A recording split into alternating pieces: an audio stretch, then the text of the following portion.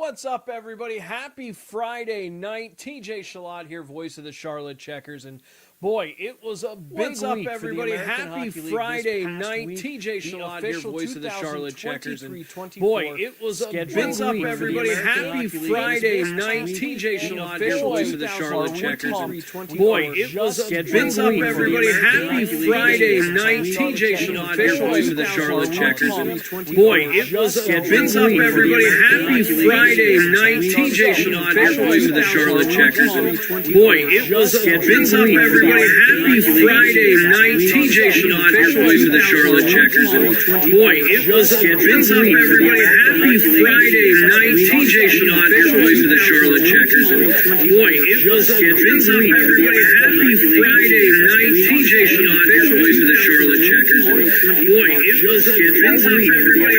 Happy Friday night. TJ Chillot here, voice of the Charlotte Checkers. And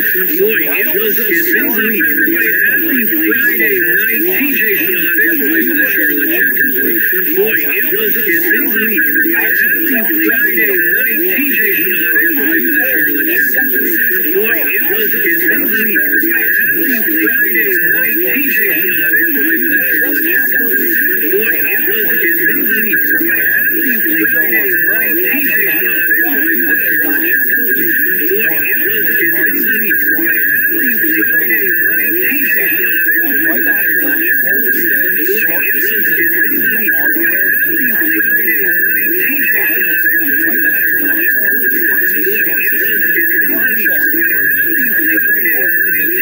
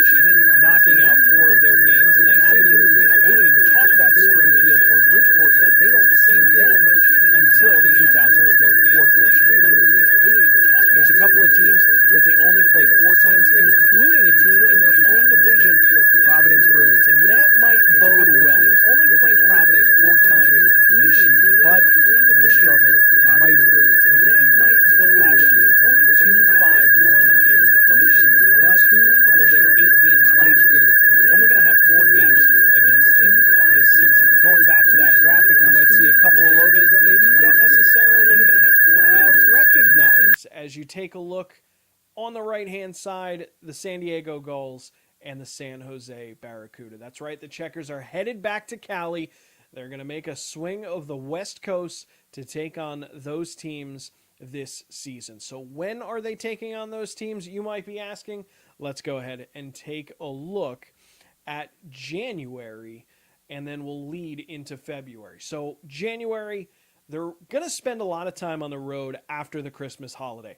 They're at home, Lehigh Valley, the 21st and 22nd of December. Boom, Christmas holiday hits. Then they go back up to Pennsylvania, Wilkes-Barre, Lehigh Valley, their first 3-3 of the year. But it doesn't stop there. They take on Hershey and then do 2 more games with Bridgeport. So when you take a look in total, they're going to have 6 games in a matter of 9 days, spanning from the 29th of December all the way until the 7th of January. Then they come back. They're going to have a Friday night game on the 12th at Bojangles Coliseum. And the very next night, the game that we are all waiting for against the Rochester Americans, the Outdoor Classic at Truist Field. Going to be a fantastic spectacle. So much is being put into this game. It's going to be a blast. Those will be the first 2 games of the 2024 portion of the season at home. One of them at Bojangles Coliseum, the other in Uptown at Truist Field, home of the Charlotte Knights. So that's where we start. But those first 2 games start a run, as you can see, of 6 straight at home. They'll welcome the San Jose Barracuda to town for the first time in quite a long time. And then they'll host the Toronto Marlies later that weekend in a Saturday-Sunday matchup. They go on the road and have another 3-3, 2 games against Springfield. This is another team that gave them some trouble last year. They were 1-3-2-0 against the Springfield Thunderbirds last season. And then for the first time all year, the very last day of January, they will see the Hartford Wolfpack. That actually then will bleed into February. The Checkers will come home. They've got 2 games against Providence. Then they're going to battle the Cleveland Monsters. What I find interesting, if we go back and take a look at the breakdown, the Cleveland Monsters are one of those teams down in the bottom right corner. It might be a logo that it doesn't look all that familiar. They've gone through a little bit of a refresh with their rebranding. They've got a little bit of a new logo. They're going with a new color scheme that's more a muted blue and a little bit black. The Checkers are going to play them 4 times. And what I find very interesting with the Cleveland Monsters, both times that the Checkers will play them will be separated by a game. So, for instance, we've got February 9th on the road, Rocket Mortgage Fieldhouse in Cleveland, Ohio. They're off on Saturday night, and then they'll play a Sunday game. We're going to see that again with the Cleveland Monsters at home if we go all the way back to November, the first time the Checkers see Cleveland. There it is there, a Monday, Wednesday, separated by an off day on Tuesday. The 20th and 22nd are the date of the games in this case. So I just found that interesting as I was taking a look at the schedule and looking at some of the marquee matchups and what's to come. Cleveland Monsters, that stuck out to me. Both the Checkers home set and the Cleveland Monsters home set, both of them separated by just 1 game in between the 2. So it's not all that often that you see that. Some things start to happen in the schedule that you expect, the 3-3s on the road, especially when they're playing the teams like Providence and Hartford and everybody who's in such close proximity, Hershey, Lehigh Valley, Wilkes-Barre. You see that a lot because it just makes sense. It's a nice way to squeeze in an extra game on the same road trip without adding too much extra to the trip. But that was curious to me when you take a look at the Cleveland Monsters having that day separating, a Friday, Sunday, and then, of course, the Checkers having their their Monday, Wednesday in November. So this is the schedule so far, and I really want to focus on March and April. The Charlotte Checkers are going to see a lot of Hartford in March and April. They are going to see a ton of Hartford. As a matter of fact, you can see 2 games at home against Hartford. It's a Wednesday, Thursday, right there in the middle of the month on the 12th and 13th. And then they're going to see a lot of them in April as well. You can see another homestand on the 6th and 7th, and then they'll wrap up their season series on the 14th. One thing you'll notice, the final day of the regular season April 21st, a little bit later this coming year. That's against Lehigh Valley. So they're going to start the year in Pennsylvania against I should say they're going to start the year against a Pennsylvania team. They're going to start the year at home. But they're going to start the year at home against a Pennsylvania team, and they're going to wrap up on the road against a different Pennsylvania team. So going back to the infographic here, the longest road trip, as you can see, is going to happen there between that December 29th and January 7th stretch. That's when you're going to get to know the most about this Charlotte Checkers team. And for anybody who's been keeping an eye on some of the free agents and some of the guys that have been signing some two-way deals and things like that with the Florida Panthers, or maybe a one-way deal with the Charlotte Checkers themselves, there's been a lot of movement for this Charlotte Checkers team. They've added a couple goalies, including Anthony Stolarz, the former San Diego Gull. It'll be interesting to see if he ends up playing against his former team, and at the same time, he's a former Lehigh Valley Phantom as well. As a matter of fact, funny story, back when I was an intern with the Lehigh Valley Phantoms, they had two goaltenders on their roster that season, Alex Lyon and Anthony Stolarz, and here we are. Alex Lyon last year, a Charlotte Checker. He has since moved on to the Detroit system. He'll be playing either Grand Rapids or perhaps with the Detroit Red Wings at the NHL level. I think he's earned his shot, especially after the postseason run that they had, but the Checkers are going to fill that void with Anthony Stolarz as well as a couple other guys that they've signed. If you head on over to charlottecheckers.com, you can always take a look at the roster. Everything is updated there, including guys who have one-way deals with the team, two-way deals with the Florida Panthers. And for those of you who may not know, two-way deal simply means that he's eligible to move back and forth between the NHL and AHL. Now, there's some caveats to that, waivers. He can be claimed by another team and things along those lines. There's caveats with guys signing an entry-level contract.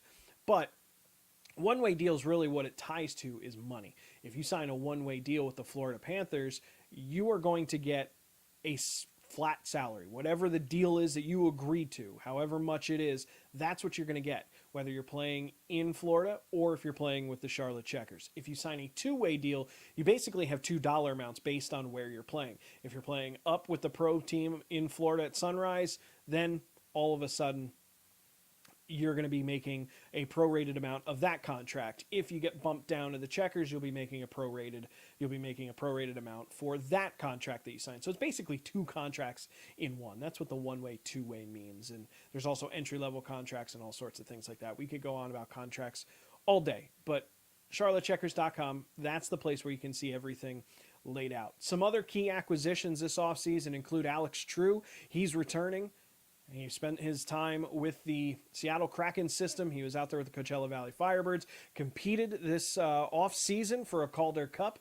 The Firebirds were not able to get it done as our rivals, the Hershey Bears, ended up hoisting the Calder Cup in Game 7. What a series that was. But Alexander True will be back in Charlotte. The Checkers have also re-signed guys such as Lucas Carlson, who was the leading defensive scorer for the Checkers last year. They are bringing in guys that can certainly make an impact. Other key returners that we may or may not see include Denisenko, Sordiff, Zach Dalpe, Santu Kinnunen, Jerry Mayhew, Kali Jalin. I talked about Lucas Carlson already.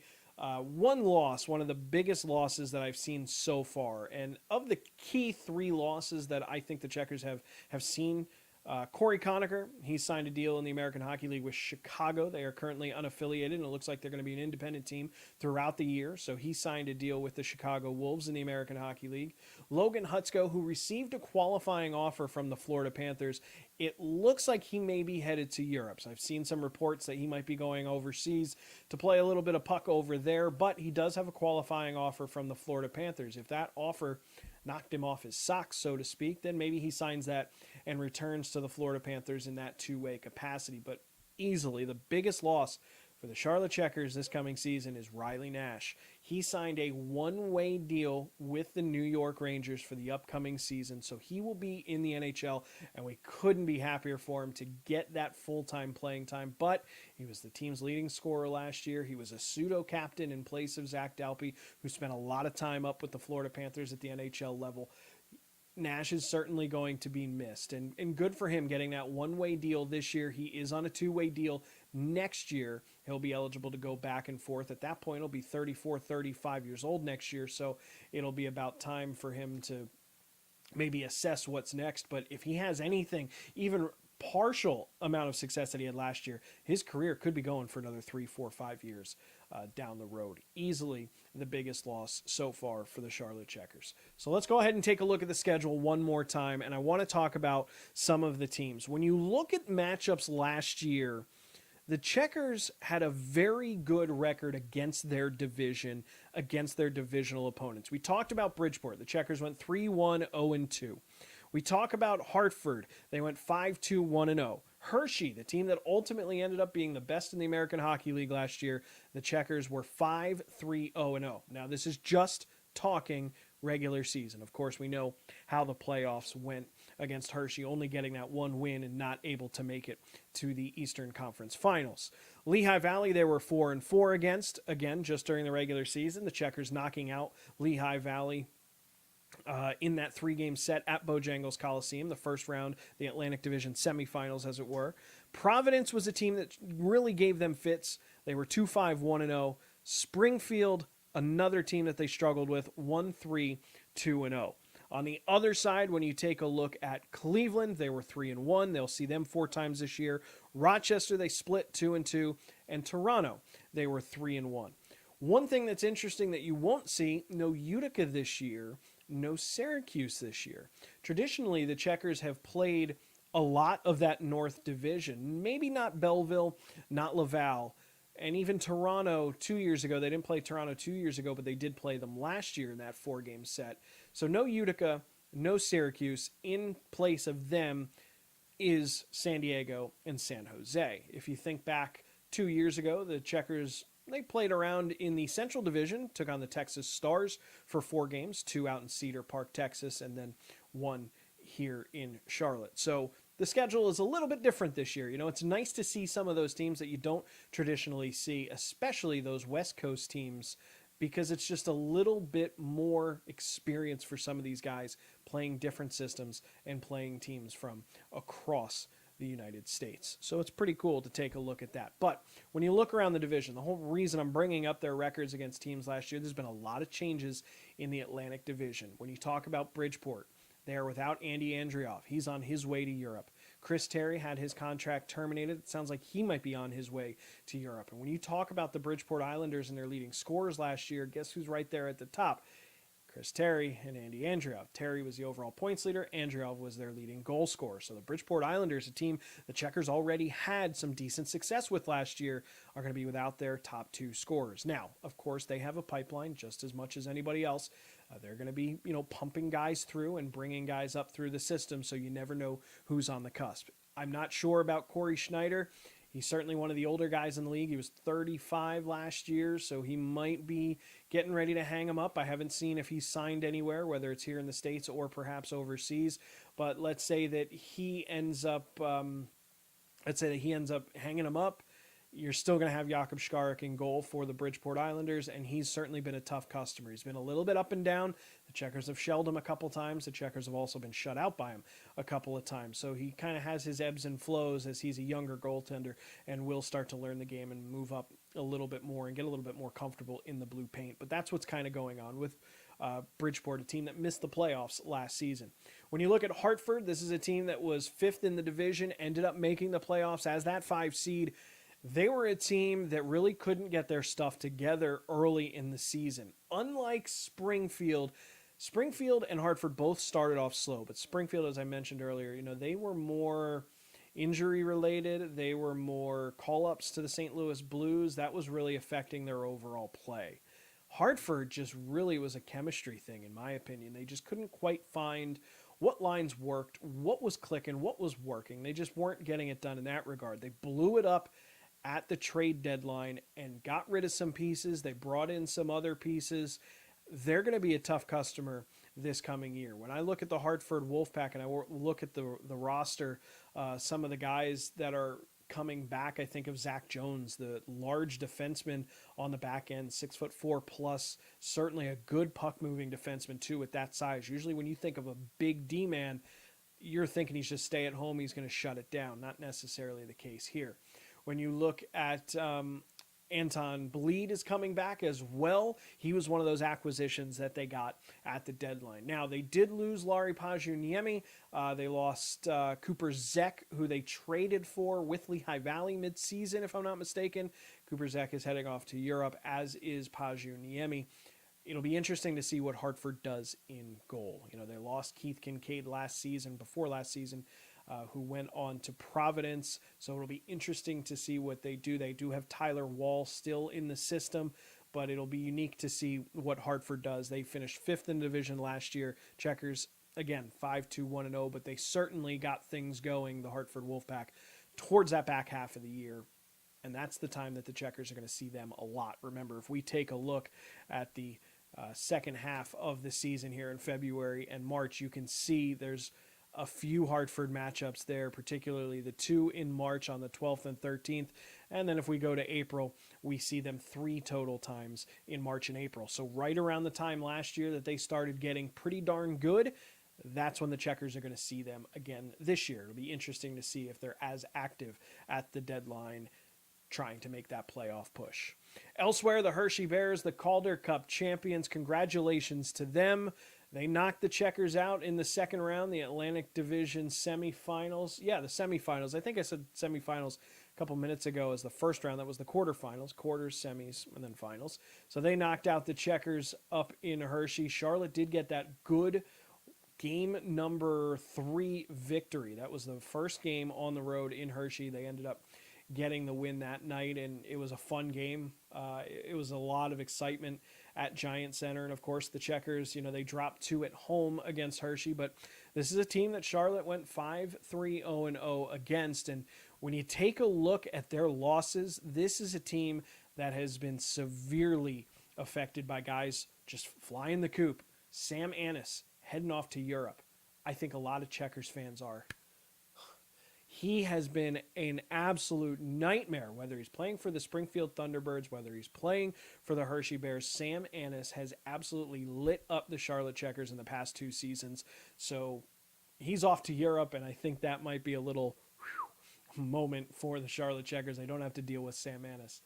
They also lost the veteran netminder Zach Fucali. Now, Hunter Shepard, who is certainly coming into his own here in the pro game. Hunter Shepard, a young goaltender. He's got 2 national titles under his belt from his time in college. He will be the man with Zach Fucali heading off to Europe.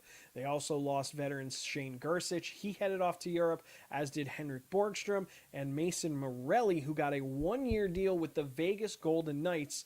He will be heading off to the desert. So Mason Morelli was a big key piece in their postseason run. So we'll see if the Checkers, when they see the Hershey Bears a number of times this year, especially at the beginning of the season, as we take a look, you can see those December games against Hershey there on the 1st and 2nd, and then they'll play them again on the 10th, and then going into January, they have them again on the 3rd. So that's what's going on with the Hershey Bears. So how about the Lehigh Valley Phantoms? This is a team that the Checkers knocked off in the playoffs.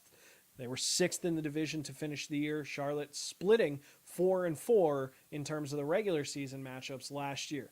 They lost Cal O'Reilly, their former team captain, so someone new will be wearing the C on his chest this coming year for Ian LaPerriere and his squad.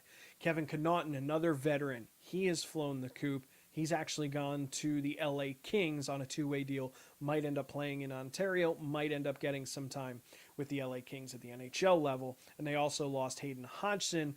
He is going to Ontario in the LA Kings organization as well. Hodgson didn't play a lot for the Lehigh Valley Phantoms. So as you look at their roster right now and the guys that we know are signed, they have a lot more holes that they have to fill in the upcoming days, and they might already have these answers. They just haven't made it public out there just yet, because right now they don't have any goaltenders listed on their roster. They only have 4 forwards and 4 defensemen. Obviously, you can't play a game like that. I'm sure with their other entry-level deals and guys at the Philadelphia Flyers and that new regime under Danny Briere and Keith Jones, once those guys start to fill in some slots. What we do know, Rhett Gardner, the former Texas Star, a guy that the Checkers saw 2 years ago in Cedar Park. I remember him having a decent game against the Checkers. I think it was March 8th.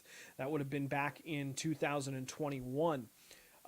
Jacob Goucher, Ali Lixell, who was one of their leading scorers last season, and Garrett Wilson, their leading penalty minutes guy, all come back as forwards this coming year. On the defensive side, they have Emile Andre, who is getting a lot of minutes at the end of the year, and particularly in the postseason. He was just eating ice time. I remember in that double overtime game winner that the Checkers had in Bojangles Coliseum, thanks to Lucas Carlson, I feel like Andre was out there the entire period. I feel like all I was saying was Emile Andre. I can see him skating in front of me. He'll be back with Ronnie Adard, another key piece to that blue line. They did sign Helgi Grans. We'll see what they get out of him. And Victor Meet, who right now, it's spelled M-E-T-E. Could be Mate. I'll have to get the official pronunciation on that as we get closer to the season. But they're a little different on the back ends. The front side, pretty similar. So we'll see what we get out of Lehigh Valley. The Providence Bruins, a team that the Checkers are only going to play 4 times. The only team in the division that they are playing 4 times. They are still going to be a great team. These are the defending Atlantic Division champions. They took it away from the Charlotte Checkers, who won 2 years ago. They were the number 1 overall seed going into the postseason. They are going to return some key guys. Brandon Bussey, he's back. They're great goaltender, joined by Kyle Kaiser. That might be one of the most dynamic goaltending duos in the American Hockey League, certainly in the Atlantic Division. Absolutely. They also signed Shane Starrett, the former Toronto Marley. He will be on the squad as well. He might end up finding himself in the ECHL, or perhaps if Bussey or Kaiser gets a shot at the NHL, maybe Starrett is the number 2 guy there. They do have the returning forwards of Joey Abate, Vincent Arsenault, Justin Brazo, Curtis Hall, Mark McLaughlin. They added a couple guys too. Anthony Richard, formerly of the Laval Rocket. Owen Peterson also comes over, and Luke Toporowski is back as well. Some defensemen, Parker Wotherspoon, the former Bridgeport Islander, is going over to Rhode Island. He's going to play for the Providence Bruins this year. Ethan Ritchie will join him. Those are the only 2 defensemen that are listed on their roster as of right now. Again, a lot of development camps are still going on. A lot of draft picks are still being seen for the first or maybe only second time by their organization, in the flesh anyway. We'll see how some guys fill some of those holes. When you talk about key losses there for Bridgeport, former Charlotte Checker Josiah Didier, he's off to Grand Rapids in the American Hockey League, so he's part of the Detroit Red Wings organization now. Una Koppanen, he's going to be with the Wilkes-Barre Scranton Penguins. We're going to talk about them here in just a second. We're going to end with them because that's the team the Checkers are going to see first this season, and because I'm going alphabetically, and Wilkes-Barre Scranton is at the bottom. So, Una Koppanen, he's going to be with the Wilkes-Barre Scranton Penguins, and they did lose Alex Olivier Voyer, who has gone to Laval. I think with a last name such as Olivier Voyer, he's going to be very well suited in French Canada there in Laval, the suburbs of Montreal. So that's what's going on with the Providence Bruins. They're going to play them 4 times, and all 4 of them are within 2 months pretty much. January 28th to March 23rd. That's when the Checkers are going to be playing the Providence Bruins. I got them on the 28th in Providence. They've got them on the 2nd and 3rd of February, and then the 23rd of March to finish things out. Springfield Thunderbirds, another team that the Checkers are going to see a total of 8 times this year, and they're going to see them all 8 times within 4 months. The first time they see the Springfield Thunderbirds is on the 26th of January, and the last time they see them will be on the 13th of April. So actually less than 4 months apart. I mean, because you're at the end of January, and you're going to wrap things up in the middle of April against the Springfield Thunderbirds. They're right now stocked with goaltending. They have 4 goaltenders listed on their roster, including Will Cranley, as well as Colton Ellis. Ellis was on their roster all of last season, but to my knowledge did not actually get into a game. He was their extra. He was their 3rd.